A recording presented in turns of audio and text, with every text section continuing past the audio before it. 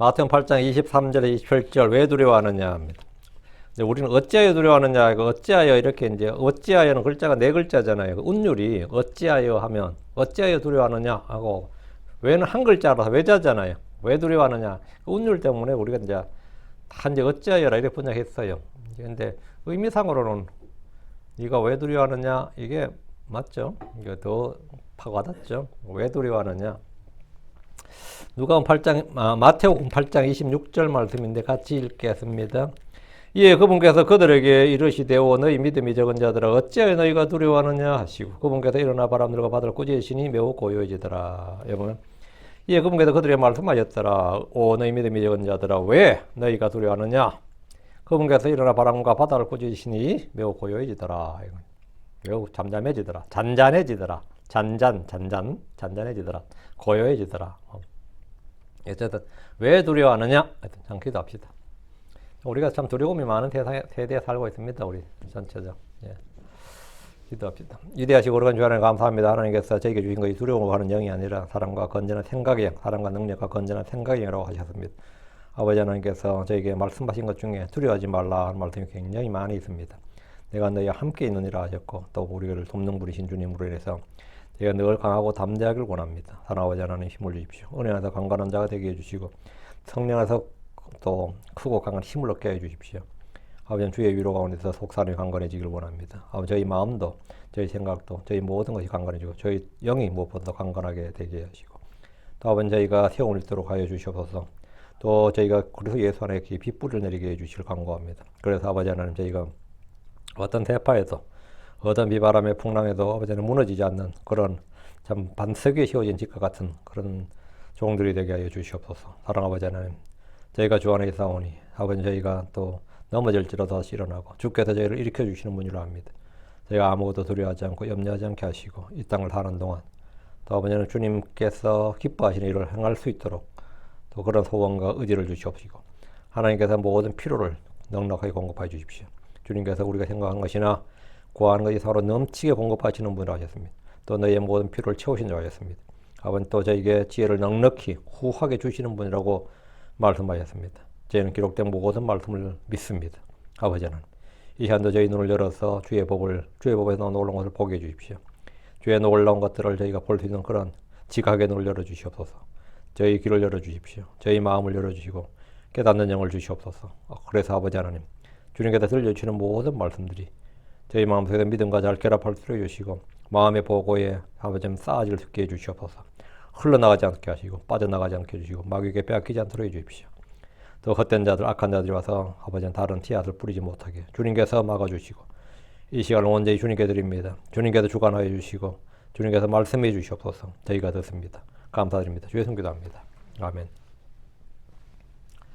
오늘 우리가 공부할 말씀은 예수 그리스도의 제자들이 겪은 인생의 최대 위기, 죽음의 위기에서 보여준 주 예수의 권능과 신격과 그분이 행하신 일로서 예수님께서 친히 자신이 그리스도이심을 입증한 사건입니다. 예수님 오직 그분의 입의 말씀만으로 병자들을 치유하셨습니다. 그것만으로도 어때요? 메시아겠구나.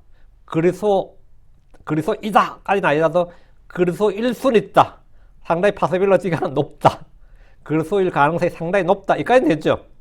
왜? 말씀만으로 병자를 치유하셨다. 그럼 그것만 가지고도 예수님은 하나님의 사람이다. 최소한 하나님으로부터 난 사람이다. 이 정도는 되죠. 나병이든 소경이든 열병이든 마비병이든 주님은 병자들의 병명에 관계없이 또 병이 얼마나 오래되든 그 선천적이든 후천적이든 그 병명에 관계없이 주의 말씀으로 즉각적이고도 완전한 치유를 해주셨습니다. 병이 얼마나 중하든 그것은 주 예수님과는 아무런 관련이 없었습니다. 병의 종류도 아무런 관련이 없었습니다.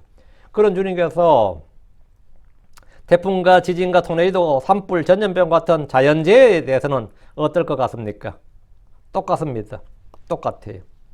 주님께서 주님의 능력이라는 것은 어디에는 통용이 되고 언젠가는 되고 언젠가는 안 되고 언젠가는 됐다, on, off, 됐다 안 됐다 이게 아니고 항상 always on이에요. 언제나 on이라고. 주님께서 뜻하시기만 하면 주님께서 언제든지 뜻하시기만 하면 그분의 뜻은 이루어집니다. 그분이 말씀하시기만 하면 그분의 말씀은 이루어집니다. 이루어져요. 그분의 뜻이면 그 환경에 관계없이 상황에 관계없이 뭐 우리 뭐 어떤 거 상관없이 그분의 뜻이기만 하면 그 뜻대로 됩니다. 그분의 말씀이면 그분이 말씀하시면 그 말씀하신 대로 이루어집니다. 예수님 행하신 이런 권능 있는 일들은 쇼가 아닙니다. 마술이 아닙니다. 속임수가 아닙니다. 주님 행하신 일이 보여주는 것, 선포하시는 것은 딱 한 가지입니다. 예수님이 성경이 미리 증언하고 기록한 메시아다. 이분이 그리스도라는 겁니다. 그분이 여자이시오 아브라함이시오 다윗의 씨이신 분이라는 뜻입니다. 이분이 바로 세상 죄를 제거하신 하나님의 어린 양이시오 하늘의 왕국을 세우실 분이라는 뜻입니다. 예수님은 그분의 말뿐인 가르침이 아니라 진행하신 일들로서 자신을 증언하셨습니다.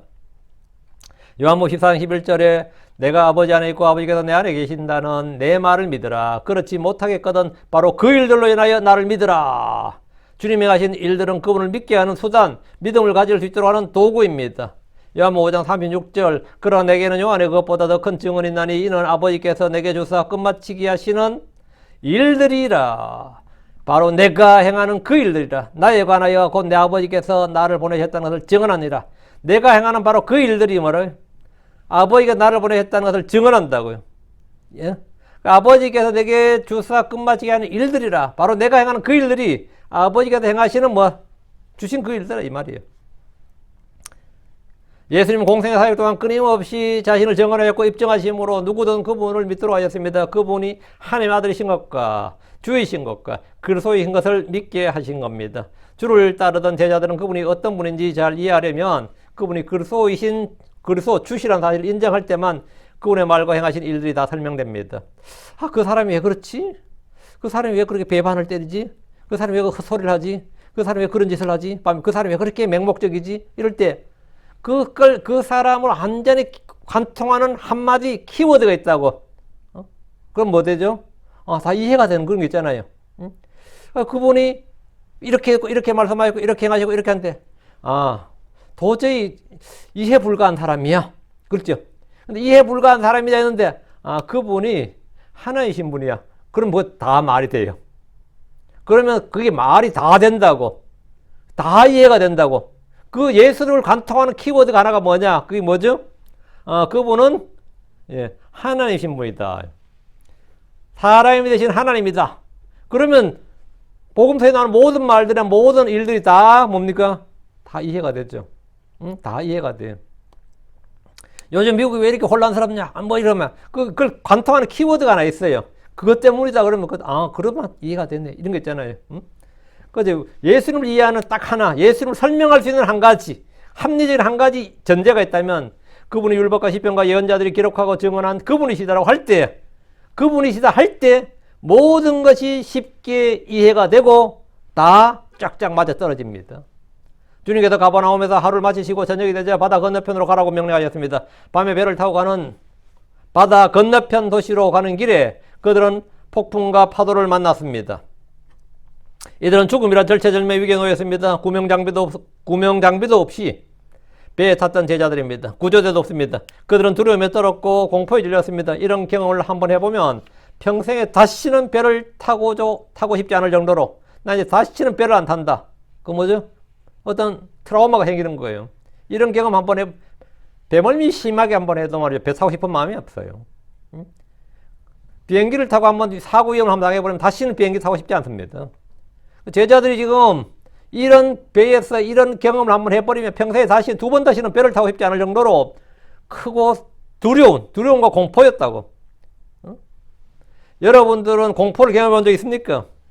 성경에 자주 나오는 반복적인 명령들 중 하나가 두려워 말라입니다. 두려워 말라. 두려워하지 말라.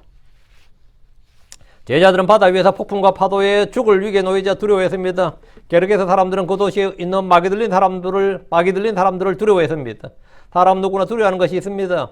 실패가 두렵다, 많은 것이 두렵다, 파산이 두렵다, 이혼할까봐 두렵다, 과거가 나의 발목을 잡을까봐 두렵다, 죽음이 두렵다 등등 별의별 두려움이 다 있습니다. 사울은 주의 기름 부음을 받은 이스라엘의 왕이었지만 백성들이 두려웠습니다.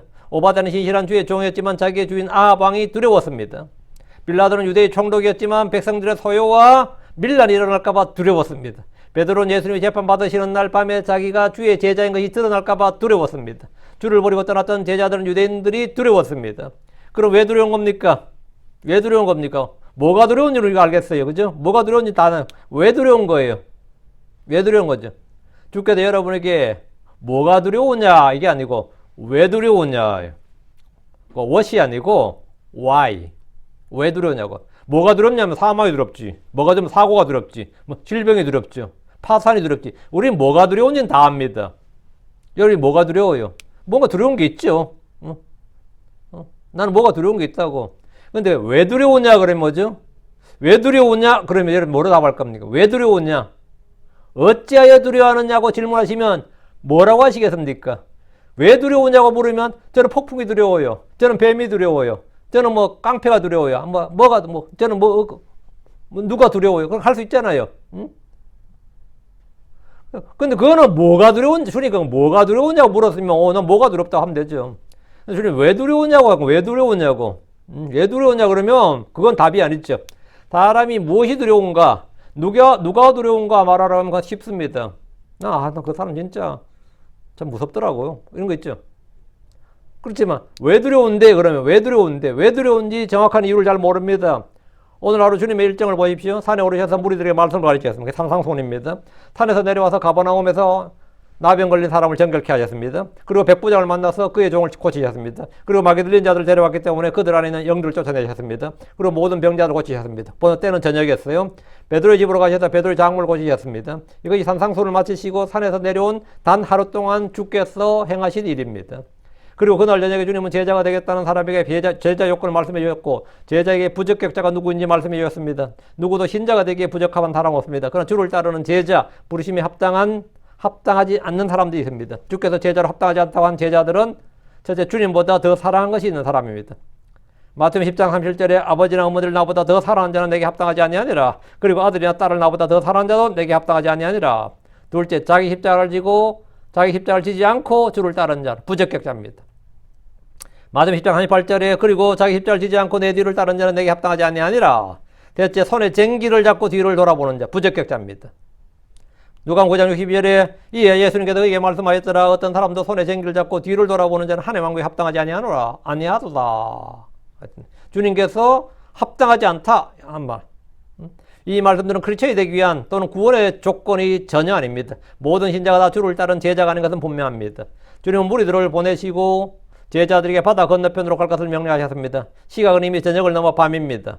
예수님께서 오늘 행할 일, 행하신 표적들, 권능들을 통해서 그분이 예언자 이사야가 하신 말씀을 성취하심으로, 이사야가 말한 말씀을 성취하심으로써 구약성경에 증언한 그분 메시아가 바로 자신임을 공개적으로 밝히시고 입증하였습니다. 주께서는 말로서가 아니라 그분이 행하신 일들로서 말씀의 성취를 통해서 모든 사람에게 믿음의 증거를 주었습니다. 그분은 말로만 자기가 메시아라고 한 게 아닙니다. 말로서가 아니라 그분이 행한 행위들로서 다음 뭐라고요? 성경의 성취를 통해, 예언의 성취를 통해서 자신을 입증하였다고. 자, 본문 23절입니다. 그리고 그분께서 배에 오르셨을 때 그분의 제자들이 그분을 따랐더라. 주께서 배에 오르셨고 그분의 제자들도 그분을 따랐습니다. 주님은 가버나움에서 건너편 게르게스 지역으로 가려는 겁니다. 갈릴리 호수를 두고 그 주변에 여러 도시가 있는데 육로로 돌아가는 것은 시간이 너무 걸리고 먼 거리이기 때문에 배를 타고 직진해서 가는 길을 택하셨습니다. 그분의 제자들은 주님을 따라 같은 배에 올랐습니다. 주님과 그분의 제자들에게 오늘 하루는 정말 길고 긴 하루였을 겁니다. 주님은 공생의 기간 동안 거의 모든 날을 이런 식으로 바쁘게 열심히 일하면서 보내셨습니다. 주님은 정말 소처럼 일하셨어요. 그분에게는 매니저가 있는 것도 아니고 섬기는 종들이 있는 것도 아니고 몰려드는 사람들에게 예약하도록 해서 만남을 제한하신 것도 아닙니다. 주께서는 언제든지 오는 사람들을 막지 않으셨고 다 받아주셨고 그들의 필요를 다 채워주셨습니다. 주 예수님은 은혜로우신 분입니다. 그는 마귀 들린 자들, 병든 자들, 죄인들, 장녀들, 세리들, 서기관들, 바리새인들, 백부장이나 가난한 여자 등 성별과 인종과 지위와 직업과 신분 등 외모를 가리지 않고 다 받아주시는 분입니다. 주님께 나오는 분은 다 받아주셨습니다. 누구든지 주께 오면 주를 만날 수 있습니다. 어린아이들도 주를 만날 수 있고 여자들도 주를 만나고 나병에 걸린 사람이나 소경들도 주를 만납니다. 누가 만납니까? 나오는 자는 만납니다. 누구든지 원하기만 하면, 그분께 나오기만 하면 그분을 만날 수 있습니다. 지금 우리 누군가를 만나려면 미리 예약을 하거나 허락을 받아야 겨우 면담이나 상담이 가능한 경우가 많습니다. 특히 뭐 의사를 만나든지 변호사를 만나든지, 예를 들어 뭐 특히 뭐 권력 있는 사람, 유력한 사람, 인기 있는 사람, 이런 사람은 뭐 만나기 쉽지 않을 겁니다. 만나고 싶다고 만나는 게 아니에요. 내가 만나자 한다고 만나는 것도 아니고. 그런데 주들의 주, 왕들의 왕이신 예수를 부르고 구하고 찾는 일은 언제든지 가능합니다. 24절. 그리고 보라, 바다에 큰 폭풍이 일어나 배가 파도에 덮이게 되었더라. 그러나 그분께서는 주무셨더라. 야, 이런 상황에서 잠을 잘 수 있는 그런 마음의 평안이 있다면 뭐 이 세상 사는 건 뭡니까? 윈드서핑을 타는 거지. 파도가 이 사람들이랑 뭡니까? 예, 태풍, 폭풍 속으로야 윈드서핑을 타는 거예요. 그리고 보라, 성경 읽다가 이런 표현이 나오면 장면의 전환이나 우리의 마음과 눈을 다음 내용에 집중하라는 겁니다. 다음 내용에 집중하라. behold 하면 이게 여러분 다음 내용에 집중하라요. 집중하라. 우리말로 주목 이거예요. 연설할 때도 그리고 보라 이렇게 하면 청중들에게 말하는 사람들에게 좀 더 집중하라 이 말이에요. 청중들이 요구하는 겁니다. 말하는 사람들이 지금 화자에게 집중하라 이 말이에요. 이것은 예언자들의 화법입니다. 밤에 조용히 바다를 건넜다면 이런 말이 필요치 않습니다. 바다 위에서 뭔가 사건 사고가 있었음을 알려주기 위해서 지금 이 마태가 그리고 보라 이렇게 성령의 감동을 쓴 거예요. 그리고 보라 이렇게 외치는 겁니다. 바다에 큰 폭풍이 일어나서 배가 파도에 덮이게 되었습니다. 큰 항공모함이나 상선이 아닙니다. 어부들이 타는 배고 나룻배 정도였기 때문에 이런 목선이 큰 폭풍을 만나면 어떻게 되는 거죠? 그건 뭐 볼 것도 없죠. 이런 목선이 큰 폭풍을 만났다면 그날이 그들의 생이 끝나는 날. 한국 사람들 표현은 뭐죠? 네 제삿날 그렇게 말하죠. 성경에는 뭐 제삿날인 거 없으니까. 예. 그날이 그들의 생이 끝나는 날, 이 지상에서의 생이 끝나는 날입니다. 예수님과 제자들은 한 배를 탔기 때문에 이거 뭐죠? 한 배를 탔으니까 같은 배를 탄 사람들이에요. 공동운명체라고. 그 다음날 갈릴리 지역에는 전날 밤 태풍으로 항해 중이던 예수님과 그의 제자들이 전원 사망 또는 전원 실종과 같은 소식이 들리게 됩니다. 간밤에 태풍에 갈릴리에 나사렛 예수님과 그의 제자들이 전원 사망, 전원 실종. 뭐 이런 대서특필하게 된 사건이에요, 이게. 뱃사람들의 가장 큰 두려움과 공포가 뭡니까? 바다에서 폭풍을 만나는 겁니다. 제자들 중에 어부들이 몇 있었지만 이런 상황에서 배를 컨트롤할 수 있는 사람, 폭풍이나 파도를 제어할 수 있는 사람은 아무도 없습니다. 아무도 없어요. 어떤 사공도 이런 폭풍을 컨트롤할 수는 없어요. 어떤 사공도 폭풍을 컨트롤할 수는 없습니다. 바다를 컨트롤할 수도 없어요. 자기 배에서 그냥 진로나 그 배를 타는 것이지. 여러분 하늘의 행글라이더가 바람을 제어할 수는 없어요. 그냥 바람을 타는 것이지. 그 바람 잘 타도 뭐 아주 그걸로도 요즘 먹고 살지만은 바람을 제어하지 못한, 바람을 일으키지도 못하고.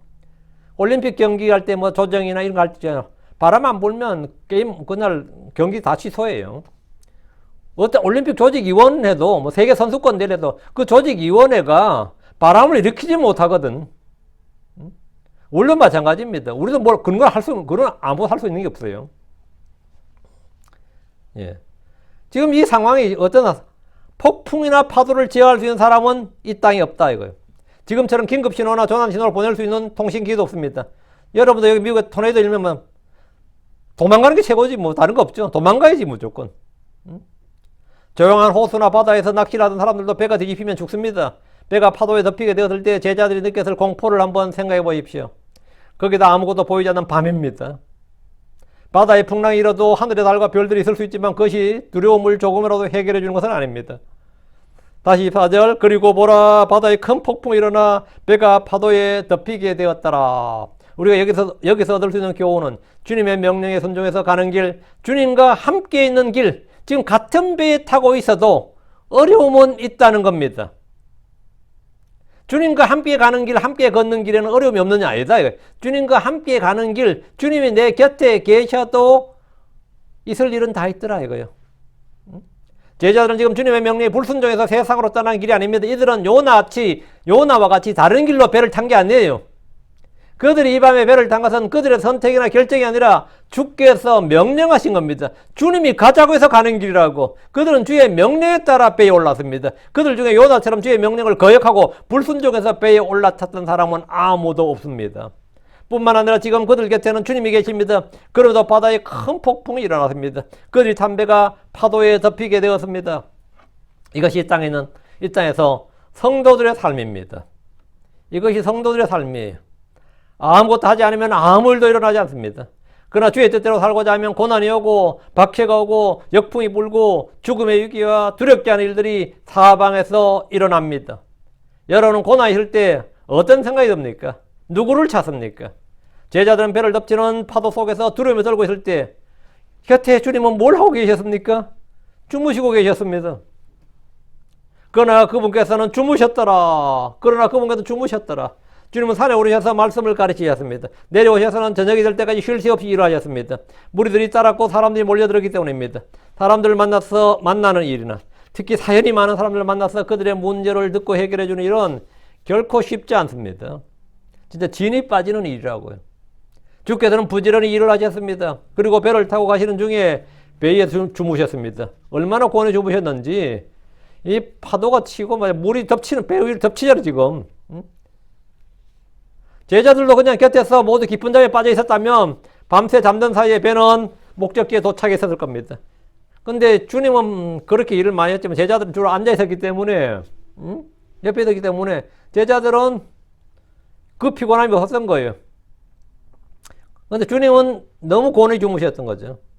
물론 큰 폭풍이 일어나서 배가 파도에 덮이게 되었다면 그 위에 있는 사람들도 온몸이 다 젖었을 겁니다.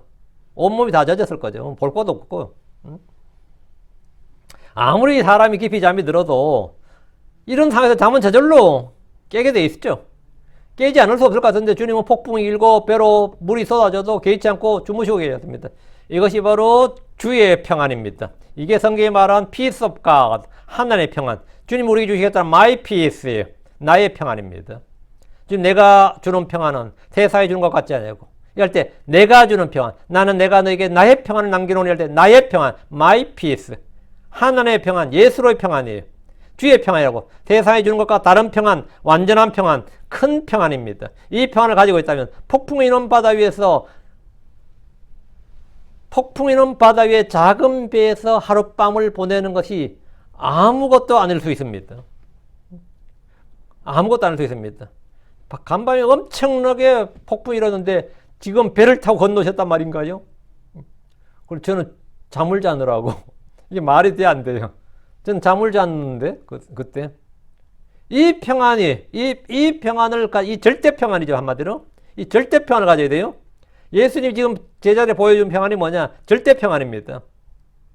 아무도 흔들 수 없는, 아무도 빼앗을 수 없고, 아무도 그를 주님을 흔들 수가 없고 불안케 할 수 없고, 주님의 몸을 흔들 수 있어도 바다는 말이죠.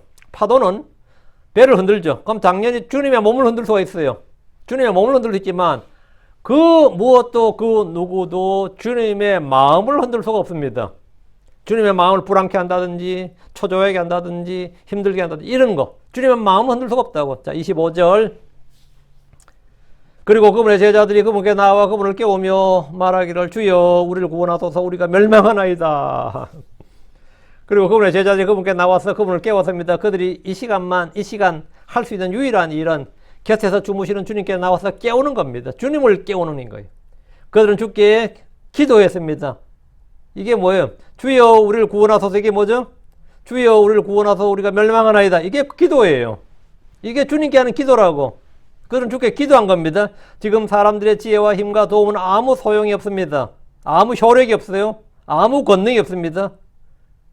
이때 이 배에 엔지니어가 타고 있든지 아무 소용없어요. 물리학자가 타고 있든지 수학자가 타고 있든지 문학가 타고 있든지 종교인이 타고 있든지 이때는 불교도가 타고 있든지 무슬림이 타고 있든지 기독교인이 타고 있든지 이 상황에서는 아무것도 아닙니다. 외모는 아무것도 아닙니다. 그들 마음속에 그들 속에 누가 무엇이 있는가가 중요합니다. 폭풍에 휩싸인 배 속에서 사람의 학력이나 직업이나 힘이나 인물이나 가문이나 지위나 그가 가진 자랑거리들은 아무것도 아닙니다.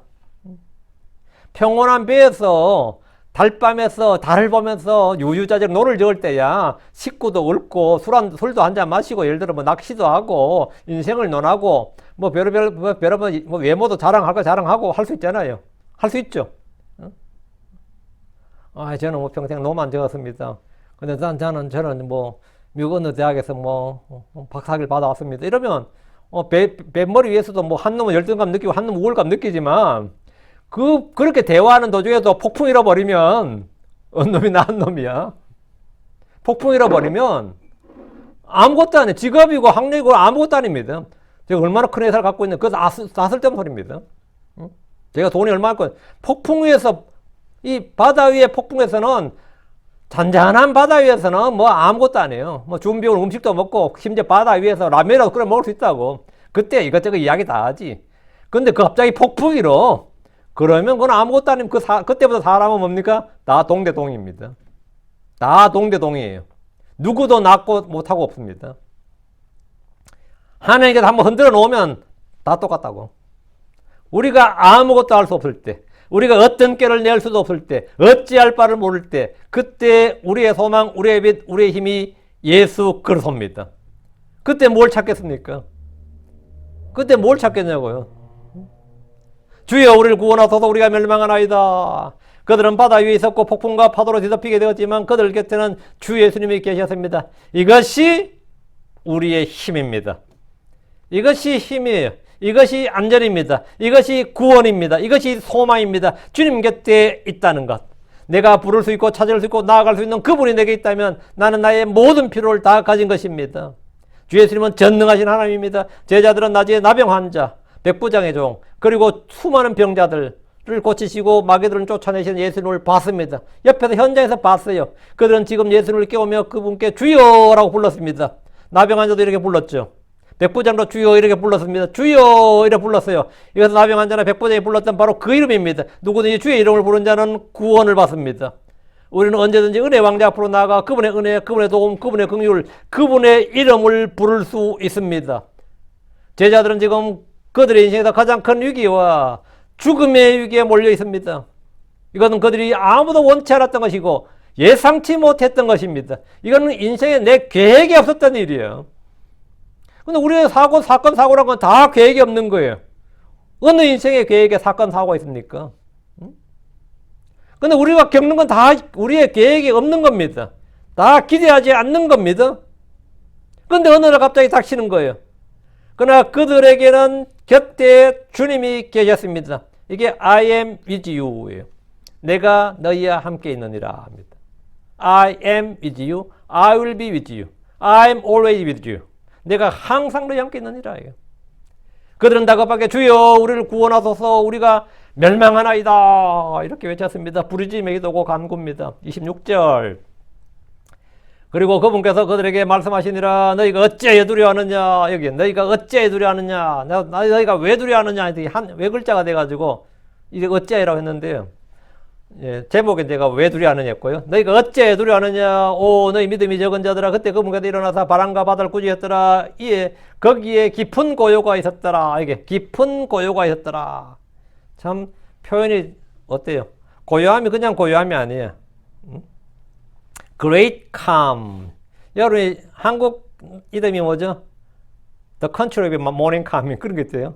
고요한 아침에 살아. 고요한 아침. morning calm. 대한항공이 그걸 문구로 썼는데 그게 아마 그 옛날에 뭐 타고르랑 뭐 누구 맞나요? 인도의 어떤 시인이 뭐 썼던 시라 그러더라. 시에 뭐 한국을 칭찬하는 그런 어떤 시를 하나 썼는데 뭐 동방의 등불, 그 조용한 아침에 나라 그 두 식구가 가장 유명합니다. 그 시에서 그 사이 노벨 문학상 받았던 인도의 시인이에요.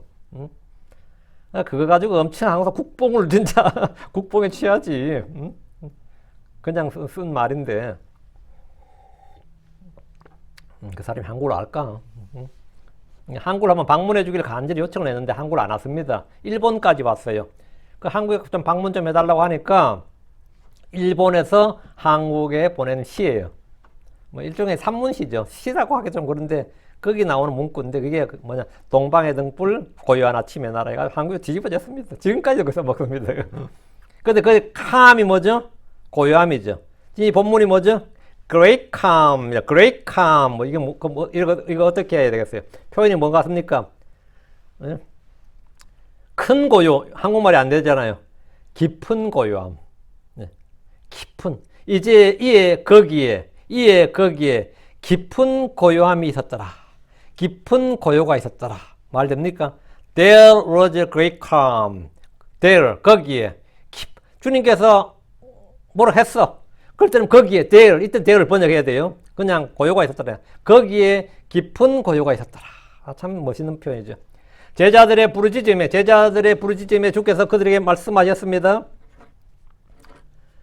너희가 어찌하여 두려워하느냐? 오 너희 믿음이 적은 자들아. 너희가 무엇을 두려워하느냐? 누굴 두려워하느냐? 아닙니다. 너희가 왜 두려워하느냐? 너희가 왜 두려워하느냐? 왜 두려워하느냐? 오 너희 믿음이 적은 자들아. 잠에서 일어나신 주님은 그들을 꾸짖었습니다. 이 사건을 마가복음으로 보면 순서가 바뀌어 있어요. 마가복음 4장 39절 40절. 이에 그분께서 일어나서 바람을 꾸짖으시며 바다에게 말씀하였더라. 잠잠하라 고요하라. 그러자 바람이 그쳤고 거기가 매우 고요하게 되었더라. 그리고 그분께서 그들에게 말씀하였더라. 너희가 어찌하여 이렇게 두려워하느냐? 어찌 너희가 믿음이 없느냐? 책망하시는데 마가복음에는 먼저 주님이 바다를 꾸짖고 나서 제자를 꾸짖었고 마태복음 제자를 꾸짖고 나서 바다를 꾸짖었죠. 순서 바뀌었는데 마태복음에는 주께서 제자들 꾸짖으신 후에 바람과 바다를 꾸짖었다고 기록되어 있는데 마가복음에는 바람을 꾸짖으시고 제자들에게 말씀하였다 되어 있습니다. 복음서 이런 차이는 여러 곳에 나옵니다. 주님은 제자들이 폭풍과 파도를 두려워하는 것 그리고 우리가 멸망하나이다 라고 죽음을 두려워하는 것에 대해서 꾸짖으신 겁니다. 누구든지 이런 위험과 위기에 놓이면 두렵지 않은 사람이 없을 겁니다. 조용한 게 왜 이상한 거죠? 응? 주님은 제자들에게 왜 두려워하느냐 하셨는데 이걸 몰라서 지금 물으시는 거예요. 어째 두려워하느냐? 왜 두려워하느냐가 지금 몰라서 묻느냐고. 제자들은 지금 바다에 빠져서 지금 죽게 되었으니까 두려운 겁니다. 사람에게 누구나 근원적 불안이 있다는 것은 다 압니다. 공포가 늘 내 속에 내재되어 있다는 것도 압니다. 마음속에 내재된 불안과 공포는 특정 조건과 환경에서 밖으로 발현됩니다. 그러니까 내 속에 내재되어 있는데 평소에 그냥 있어요. 그거 가만히 있으면 없는 것처럼 느껴져. 내 안은 그렇게 없는 것처럼 느껴지는데 특정 조건에서 특정 환경에서 어떻게 되죠? 그것이 표출된다고. 그것이 발현된다고. 한자어다 이게. 뭐죠? 튀어나온다고 한마디로. 뛰쳐나온다고요. 아무리 용감한 척해도 그렇죠. 열을 가하면 어때죠? 아무리 차가운 물도 얼음물이라도 열을 가하면 물이 끓으면 수증기가 되는 것처럼 특정 조건이 맞춰지면 뭐가 되는 거죠? 특정 조건과 특정 환경이 가해지면 그 본래 속성들이 나온다고. 그와 같이 말이죠. 내가 아무리 용감한 척하고 태연한 척해도 이것이 어떤 사건들과 환경을 통해서 내 안에 무엇이 있는지 다 드러납니다. 윤 목사님 되게 영적인 줄 알았더니 야 그때 보니 성질 나오대요 이런 거 있잖아. 그때 보니 성질 나오던데 성질 나오지. 근데 뭐 조금만 뭘 해도 성질 팍 나오면 이제 아이 그 멀었네 그러고. 근데 그게 점점 자기 딸은 수양을 한다 치고 한데 나중에 근데 그게 수양이 됐다 해도 그게 진짜 없어진 건 아니거든요. 점점점 이제 좀 표현하는 법을 좀 더 하고 그러면 그때 뭐라 그러죠 사람들이 예의 바르다 그래요. 없어졌다는 뜻이 아니에요. 없어진 게 아니에요. 크리스천들은 그렇게 되는 게 아니라 뭐 해야 되죠? 십자에 그냥 말 그대로 십자에 못 박혀야 된다고. 죽어야 된단 말이죠. 그렇지 않는 것들은 특정 환경과 조건만 되면 다 드러납니다. 다 드러나요. 제자들도 마찬가지죠. 제자들의 두려움과 공포가 그들 내재해 있던 겁니다. 그들 안에 있는 두려움과 이거는 뭐냐? 폭풍과 파도가 넘치는 바다 위에서 자연스럽게 발현이 된 겁니다. 드러났다고. 표출된 거라고. 그들 안에 내재해 있던 두려움은 뭐였느냐? 우리가 멸망하나이다. 이거죠. 왜 두려워하느냐? 답 나왔죠. 우리가 멸망하나이다죠. 한마디로 죽는다는 겁니다. 죽음에 가는 겁니다. 이렇게 바다 위에서 죽어서 갈릴리의 물고기 밥이 되는 거 이게 두려운 겁니다. 비행기가 추락할 때 그 속에 있는 사람들이 왜 두렵습니까? 죽는 게 두려운 거지.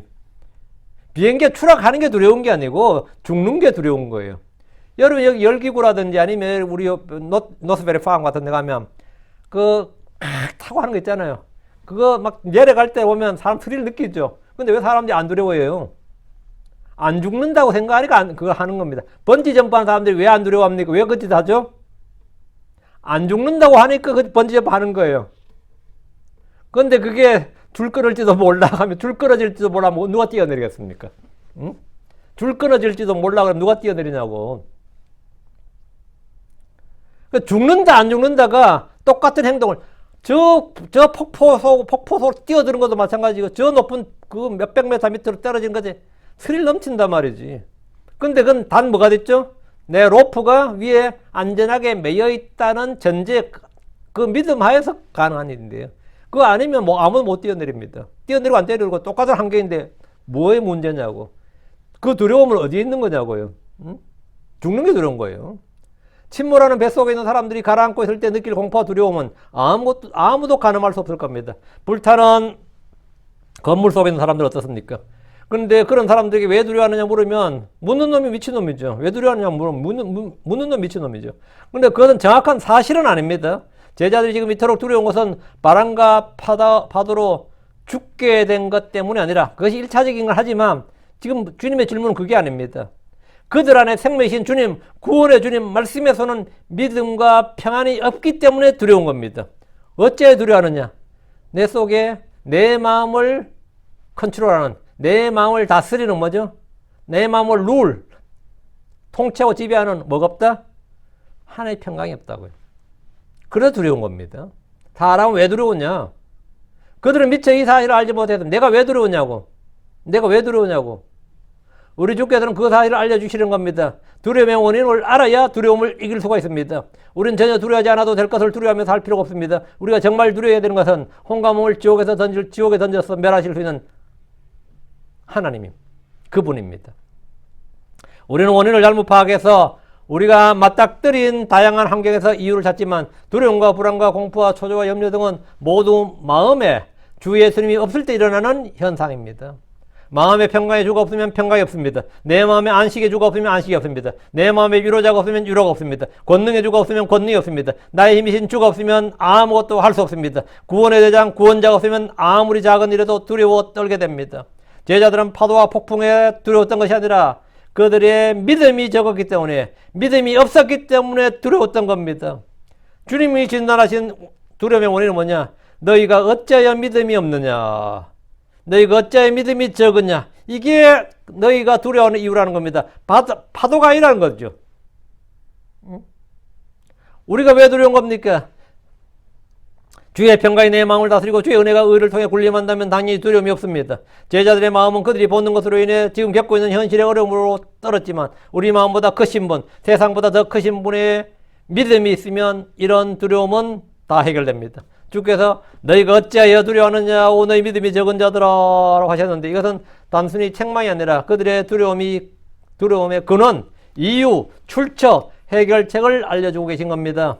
그들이 지금 두려워하는 것은 폭풍과 파도 때문이 아니라 그들의 믿음이 적기 때문입니다. 어느 정도 적었냐? 마가복음에 따르면 믿음이 없다고 합니다. No faith입니다. No faith. 그들에게는 겨자씨 하늘 만한 믿음도 없었기 때문에 폭풍 속에서 두려움에 떨었던 겁니다. 다니엘은 믿음이 있었기 때문에 사자굴에 던져진 것을 두려워하지 않았고 늘 하던 대로 기도했습니다. 모세는 믿음이 있었기 때문에 파라오의 인노를 두려워하지 않았습니다. 하나님과 미사엘과 아사랴는 믿음이 있었기 때문에 7배나 더 뜨겁게 불타오르는 영광로 속에 던져진 것을 두려워하지 않았습니다. 불타는 영광로 속에 떨어진 게 왜 두렵지 않습니까? 믿음이 있었기 때문에 두렵지 않았던 겁니다. 믿음이 있다는 것은 어떤 환경에서도 평강이 있다, 기쁨이 있다, 안식이 있다는 뜻입니다. 불안해하지 않고 초조해하지 않고 낙심하지 않고 소망 가운데 있다는 겁니다. 제자들이 지금 필요한 것은 믿음이었습니다. 주 예수님이 그분의 권능의 말씀으로 하늘과 땅과 그 안에 있는 모든 걸 창조하신 전능자 하나님이시고 그분의 권능의 말씀으로 모든 걸 붙들고 계시다는 그 믿음, 병든 자들을 깨끗하게 하시는 것처럼 죽은 자를 살리실 수 있는 주란 사실을 알고 믿는 믿음이 필요합니다. 의인은 뭘로 산다? 의인은 믿음으로 살리라. 그래서 의인은 믿음으로 살리라. The just shall live by faith.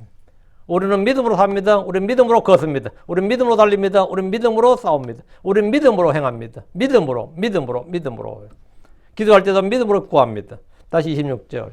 오 너희 믿음이 적은 자들아 그때 그분께서 일어나사 바람과 바다를 꾸짖었더라. 예 거기에 깊은 고요함이 있었더라. 제자들이 지금 필요한 것은 믿음입니다. 믿음의 창시자로부터 오는 믿음, 하나님의 말씀에서 오는 믿음, 그래서 예수님의 믿음, 그래서 예수님 안에 있는 믿음이 필요합니다. 성령이 주시는 믿음이 필요합니다. 제자들이 주여 우리를 구원하소서 우리가 멸망하나이다 라고 합니다. 그들은 자기들이 멸망할 줄 알았습니다. 곁에 생명해 주시고 전능하신 주가 계심에도 그들의 마음은 두려움에 떨었습니다. 핵심은 믿음입니다. 주께서 제자들에게 오 너희 믿음이 적은 자들아 말씀하시고 일어나서 바람과 바다를 꾸짖었습니다. 그때 그분께서 일어나서 바람과 바다를 꾸짖으셨더라. 그건 바로 빛이 있으라 말씀하셨더니 거기에 빛이 있었더라고 하셨던 그 하나님입니다. 마가복음에는 주께서 일어나셔서 하신 말씀이 나옵니다. 주님이 바람과 바다에게 꾸짖으셨다는데 뭐라고 꾸짖으셨느냐? 잠잠하라 고요하라 이렇게 하셨어요. 쌍욕을 한 게 아니고 잠잠하라 고요하라 이렇게 말씀하셨다고. 주의 말씀이 있자 거기에는 깊은 고요함이 있었습니다. 이것이 말씀의 권능입니다. 주께서 병들어 누워있는 자에게 일어나 내 짐상을 들고 걸어가라 하시면 벌떡 일어나서 걸어갑니다. 날 때부터 소경했던 사람에게 내 시력을 받아라 이렇게 말씀하시면 시력을 받게 됩니다. 주께서 무엇이든 말씀하시면 그 즉시 그 말씀이 실제가 되고 현실이 됩니다. 주께서 폭풍이 있는 바다 위에서 바람과 바다에게 잠잠하라 고요하라 하고 말씀하셨습니다. 지금 본문에 이에 바람이 그쳤고 거기에 깊은 고요함이 있었더라. 마태복음에 이에 거기에 깊은 고요함이 있었더라. 같은 말씀입니다. 주님께서 나병이 걸린 사람에게 내가 뜻하노니 너는 깨끗할지어다 말씀하실 때 그 즉시 그는 깨끗하게 되었습니다. 이를 통해 주님은 산자든 죽은 자든 바람이든 파도든 마귀들이든 대상에 관계없이 말씀하시면 그 말씀대로 됩니다. 그럼 그분은 뭐죠? 말씀이신 분이다. 말씀의 권능자. 이는 그분이 말씀이신 하나님이시기 때문입니다. 사람은 누구나 세상의 풍파와 인생의 풍파를 겪습니다. 오랫동안 불교 문화를 접한 한국인들은 누구나 들었을 법한 말이 하나 있는데 그게 뭐 인생은 고통의 바다다. 그건 이제 고통의 바다를 한자에서 고해라 그래요. 고해. 고통 고자지 해가 바다 해자죠. 고해. 우리는 이런 말을 들을 때 이유를 압니다. 한 사람으로 말미암아 죄가 세상에 들어왔고 사망이 들어왔기 때문입니다. 한 사람으로 인해 땅이 저주를 받았기 때문입니다. 욥기 5장 7절에 그럼에도 사람은 고생하려고 태어나나니 마치 불티들이 위로 날아가는 것 같도다. 우리는 원인뿐 아니라 해결책도 압니다. 우리는 원인만 하는 게 아니라 해결책도 압니다. 원인은 죄죠. 해결책은 예수님이죠. 주 예수님이 바로 죄의 법 사망의 법에서 우리를 구원하신 구원자입니다. 사망의 올무 두려움 고통에서 우리를 풀어주신 분이 예수 그리스도입니다. 제자들은 그들과 함께 계셨지만 사망의 두려움에 들었습니다. 왜? 믿음이 없었기 때문입니다. 주 예수님은 그들 앞에서 말씀으로 바람과 바다를 잠잠케 하셨듯이 우리의 삶에 있는 모든 것을 평탄케 하시고 잠잠케 하시고 고요하게 하실 수 있습니다. 그래서 잠잠하라 고요하라 말씀하시면 우리의 마음은 평안합니다. 우리의 마음이 평안해요. 마음이 평안하다고. 이 세상이 어떻게 되겠든 상관없이 마음이 평안하다고. 내 마음이. 근데 믿음이 있는 사람은 세상이 고요도 내 마음이 들끓어요. 내 마음이 들끓는다고. 무엇보다 우리 마음에 일어나는 파도와 폭풍을 주님께서 잠잠케 하십니다. 주를 신뢰할 때 우리 마음은 완전한 평강과 큰 평안으로 잠잠하게 됩니다. 큰 고요함이 있습니다. There was great calm. 거기에 큰 고요함이 있었더라. 거기에 큰 고요가 있었더라. 27절. 그러나 그 사람들이 놀랐으며 말하기를 이분이 어떤 종류의 사람이시기에 여기 언더라. 이분이 어떤 종류의 사람이시기에 이분이 도대체 어떤 분이시기에 어떤 종류의 사람이시기에 이렇게 one manner 할 때 manner 있죠. 부류 what kind of one manner of 같은 말입니다. what kind of 어떤 종류의 사람 어떤 부류의 사람 이제 부류도 되고 종류 제가 종류를 했는데 이분이 어떤 종류의 사람이시기에 이분이 어떤 종류의 사람이시기에 바람과 바다도 그분께 복종하는가? 참 중요한 말이죠. 이분이 어떤 종류의 사람이에요? 종이 다르다고, 종류가 다르다고, 카인드가 다르다는 거예요. 종이 다르다고. 바람과 바다는 고요해지고 잔잔해졌습니다. 얼마나 잔잔했던지 성경은 great calm이라고 합니다. 바람 소리가 전혀 들리지 않고 물결이 있는 작은 소리도 들리지 않았다는 겁니다. 물결이 있는 소리 들려야 될 거 아니에요. 이 물결이 있는 작은 소리 들리지 않더라. 밤의 적막과 고요가 그냥 그대로 너무나 조용한 밤바다가 되어버린 겁니다. 큰 고요함이란 게 어떤 거냐 이거예요. 곁에 있는 사람의 작은 숨소리도 들릴 정도의 고요함이 그런 고요가 있었다 이거예요. 방금까지 폭풍이 몰아치던 바다가 어떻게 된 겁니까? 주께서 그들을 꾸짖으셨습니다. 바다가 잔잔해졌을 때 제자들은 놀랐습니다. 현장에서 그 장면을 본 사람들이라면 뭐 안 놀라는 게 이상하죠. 놀라지 않은 사람이 사실 없을 겁니다. 예수님은 백부장의 큰 믿음에 놀랐고, 예수님은 백부장의 큰 믿음에 놀라셨고, 제자들은 주님의 큰 권능에 놀랐습니다. 그래서 이분이 어떤 종류의 사람이기에 제자들은 예수님이 보통 사람이 아니라는 사실을 확실히 알았습니다. 그건 이미 알고 있었지만, 이 정도일 줄까지는 이거죠. 병자 고칠 때까지만 해도 뭐 그랬는데, 지금 이 말씀 한마디에 바다가 완전히 잠잠해지고 고요해지는 걸 보고, 대체 이분이 어떤 종류의 사람이기에 이런 거예요. 이분이 어떤 종류의 사람이기에. 제자들은 예수님이 어떤 종류의 사람인가요? 종이 다른 분이심을 안 갑니다. 종이 다르다 이거예요. 그분은 말씀이 육신이 되신 분입니다. 하나님께서 육체 안에 나타나신 분입니다. 그분은 자기 위해 종의 형체를 입으셨고 아브라함의 씨를 취하여서 이 땅에 사람으로 오신 분입니다. 그분은 자기 위해 종의 형체를 입으셨고 아브라함의 씨를 취하여서 사람으로 오신 분. 말씀이 육신이 되신 분. 하나님께서 육체 안에 나타나신 분. 이분이 어떤 종류의 사람이시기에라 한다면 그분은 위로부터 나신 분입니다. 아브라함이 있기 전부터 계신 분입니다. 그분은 하나님께서 낳으신 아들입니다. 시편 2편 7절에 내가 칙령을 선포하리라 주께서 내게 말씀하시기를 너는 내 아들이라 이날 내가 너를 낳았도다 라고 말씀하신 그분이 바로 예수님입니다. 그분은 아담의 씨가 아닙니다. 그분은 죄 없이 태어나셨고 죄 없이 사셨지만 우리의 죄가 되셨고 우리의 죄를 담당하셨습니다. 저 사람 아담은 살아있는 혼이 되었지만 예수는 둘째 사람이요 마지막 아담이시요 살려주는 영이 되셨습니다. 이분은 우리와 동일한 살과 피를 취하셨지만 전혀 다른 종류의 사람입니다. 뭐가 다르죠? 씨가 다릅니다. 생명이 달라요. 씨가 달라요? 생명이 달라요? 이분이 어떤 종류의 사람이기에 제자들은 그분의 본체, 실체, 신격에 대해서 질문하기 시작한 겁니다. 이게 중요하죠. 이게 이제 예전에는 예수님이 가진 게 뭔가에 관심이 있었다면 이제는 예수님의 실체, 예수님이 어떤 분이신가, 예수님 누구신가에 관심을 갖게 된 거지. 이 사건을 통해서. 이거는 만약 패러다임의 전환이라고 하듯이 내가 예수님에 대해서 관심을 이게 틀어지는 거예요. 예수님이 어떤 분이신가, 예수님이 누구신가, 여기에 내가 관심을, 이게 신앙의 패러다임이 전환되는 겁니다. 이분이 어떤 종류의 사람이시기에 우리도 기도할 때 늘 전에는 뭘 주시옵소서 맨날 뭐 주시옵소서 기도가 그냥 주시옵소서 빼고는 말이 모든 기도는 주시옵소서로 끝나는 거지. 시작부터 시작해서 하나님 아버지 혹객 한번 불러놓고는 그 다음부터 주시옵소서로 끝나는 거예요. 그 예수님이 이렇게 기도합니다. 아멘이지만 이제 어느 정도 점점 주시옵소서라는 말이 점점 줄어들고 뭐죠? 그분이 누구신가에 관심을 갖게 된다고. 그분이 누구신가에 이게 그분이 누구신가, 그분이 어떤 분이신가, 이분이 어떤 종류의 사람이시기에 지금까지 그렇게 많은 병자들 고칠 때도 깨닫지 못했던 그분이 누구신지에 대해서 그들은 질문하고 이제부터는 그들은 답을 얻기를 원했습니다. 이게 정말 신앙생활의 핵심이에요. 이분은 어떤 종류의 사람인가? 새로운 창조물입니다. 새 사람입니다. 하늘로부터 난 사람입니다. 하나님의 독생자입니다. 하나님이신 분입니다. 하나님에 의해 거룩함을 따라 창조된 새 사람입니다. 이분이 사람은 사람 맞죠? 육신이 되신 사람이라고, 말씀이 육신이 되신 사람, 영이요 말씀이신 분이 사람이 되셨다고, 육체가 되셨단 말이지. 어떤 종류의 사람이냐. 그분은 하나님이 기뻐하신 사람입니다. 이분이 어떤 종류의 사람인가는 성경을 펴서 계속해서 공부함으로써 알아나가야 됩니다. 그분은 아는 지식이 진리의 지식이고 그게 바로 하나님의 지식이고 예수 그리스도의 지식입니다. 주 예수는 어떤 종류의 사람입니까?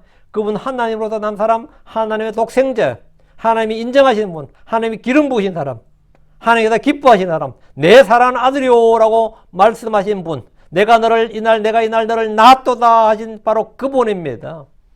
이 땅에 태어난 모든 사람과 완전히 구분되는 한 사람, 새 사람이 예수 그리스도입니다. 우리는 그분의 형상을 따라 변화될 겁니다. 그분은 죽은 자들로부터 일어난 첫 열매입니다. 모든 창조물의 첫 열매입니다. 이분이 어떤 종류의 사람이시기에 심지어 바람과 바다도 그분께 복종하는가? 만물이 그분의 발 아래에 있습니다. 하늘과 땅과 바다와 거기 안에 있는 모든 것들이 그분께 순종합니다. 그분은 하나님이신 사람이시기 때문입니다. 주 예수 그리스도의 어떠하신 같이 우리도 그분과 같게 됩니다. 그분의 형상과 일치합니다. 그분을 본 모습 그대로, 그분의 모습 그대로 우리도 그와 같게 됩니다. 이것이 우리의 복된 소망입니다. 우리에게 있는 영광스러운 소망이고 산 소망입니다. 주님께서 우리에게 주신 소망이에요. 우리는 주 예수님과 같은 종, 같은 형상, 같은 모습. 그래서 주님과 우리는 뭐냐? 예. 같은 하나님이. 같은 태어남이 같다고. 태어남이 같다고. 그래서 주님께서 우리를 형제라 부르길 부끄러워하지 않으신다고 했죠. 우리는 주 예수님과 같은 종, 같은 형상, 같은 모습이 된다. 했습니다. 그래서 오늘은 여기까지. 예. 내일은 계속, 28절부터 내일은, 34절까지. 내일은 설교 제목이 돼지는 누가 죽였나입니다. 돼지는 왜 죽었는가. 예, 한데 계속 이제 이 에피소드가 하나씩 이어지니까 주님께서 행하신 일들을 성경을 통해서 지금 읽고 배우고 있습니다. 그러면서 우리 주님을 더 알아나갈 시간을 주님께서 그런 또 계시와 조명을 저에게 풍부하게 넘치게 부어주시길 바라고요. 자, 기도합시다. 이제 요구룩한 주 하나님 감사합니다. 하나님께 은혜 주셔서 오늘 주의 말씀을 선포했습니다. 선포된 모든 말씀들이 성도들이 잘 전달되게 해주시옵소서. 되는 혼들이 믿음으로 말씀을 받게 해주시고 아버지 하나님 말씀을 좀 경시하지 않게 하시고 소홀히 하지 않게 해주십시오. 말씀 멸시하거나 무시한 자가 되지 않게 하시고 귀를 돌이켜서 또 마음을 돌이켜서 말씀에서 돌아서는 자들이 없게 해주시옵소서. 하나님 말씀을 정말 사람의 말로 받지 않고 하나님 말씀 그대로 받아서 그 말씀이 권리있고 믿는 자한테 효력이 일하는 것을 열매 맺는 것을 다 보게 해주시옵소서. 말씀이신 하나님 말씀은 모든 것을 행하시고 이루시는 분입니다. 아버지 저에게도 그 믿음을 주시옵소서. 그래서 이 땅에서 참 두려움이 없이 살아가게 해주시길 원합니다. 전능자주 하나님 저희가 새 힘을 얻게 하시고 주님께서 신실한 기름으로 기름 부어주셔서 올 주 예수 그리스도의 형상을 점점 닮아가도록 점점 자라나도록 해주십시오. 전능자 하나님께서 저에게 복을 주시고 은혜를 더 많이 베풀어 주십시오. 성령을 더 충만케 해주십시오. 감사드립니다. 주의 성기도합니다. 아멘.